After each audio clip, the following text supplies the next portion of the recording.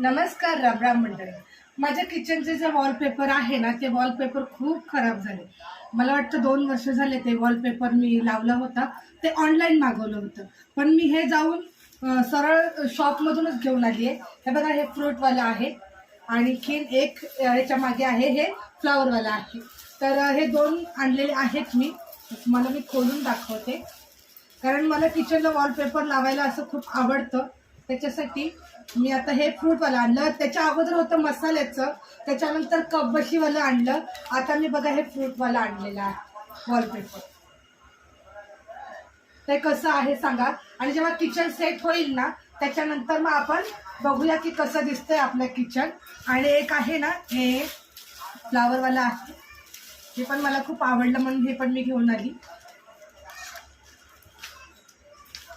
हे बघा, हे असं आहे. तर हे पण खूप छान दिसतंय. तर नंतर बघूया आता कुठलं लावायचं ते.